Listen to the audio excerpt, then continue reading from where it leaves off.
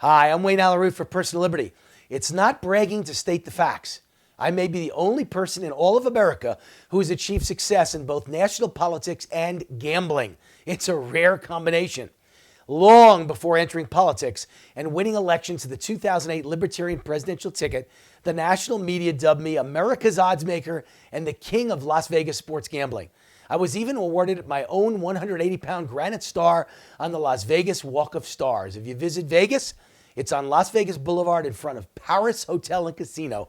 And the day I got it was named Wayne Root Day in the state of Nevada by the governor of the state. So yes, I know a thing or two about gambling.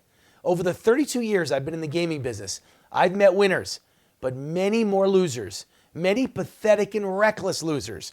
And the worst of the worst are called degenerate gamblers. Degenerates are mentally ill. They're so reckless, so pathetic, that they'll make idiotic bets with little to no chance of winning. Degenerate wagers come with huge downsides and little of any upside. You'd have to be mentally ill or reckless to make a bet like that, right? Well, President Barack Obama takes the cake as the most degenerate gambler I've ever seen. His big bet on Syrian refugees defines reckless and no win.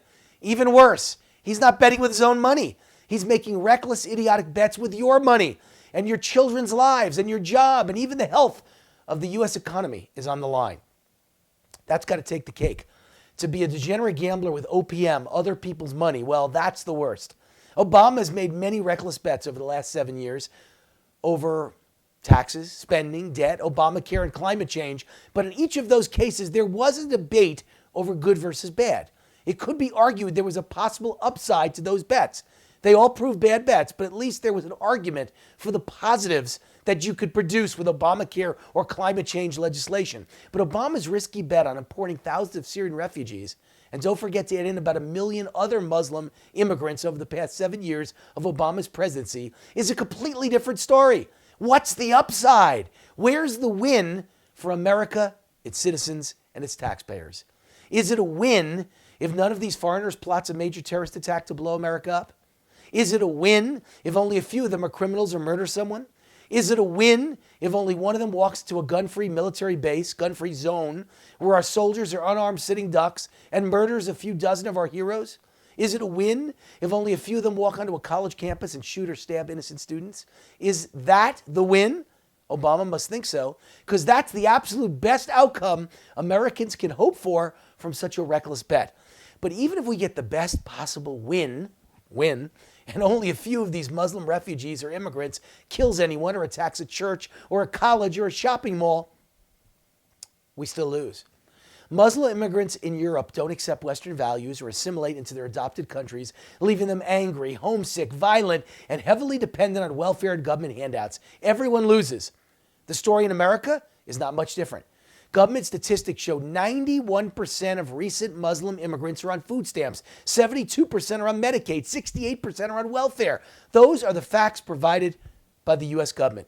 How about resettlement costs?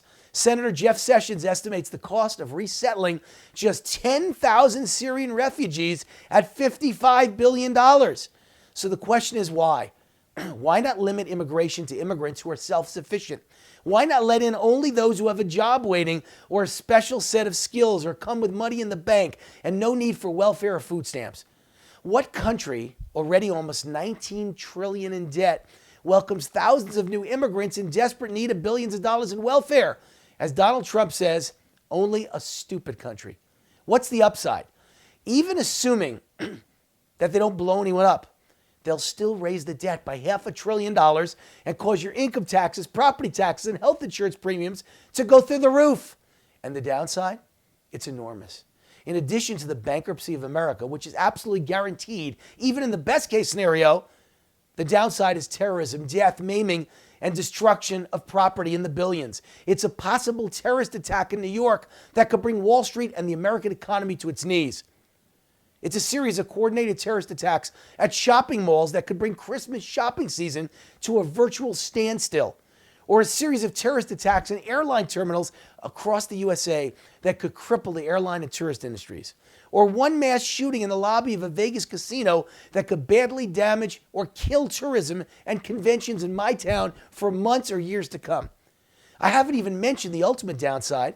Now that Obama has given Iran and the terrorists it supports a nuclear weapon, virtually guaranteed it with the Iranian treaty, what about a nuclear dirty bomb set off in a major U.S. city? President Reagan once said, a recession is when your neighbor loses his job. A depression is when you lose yours. Obama's reckless bet works the same way.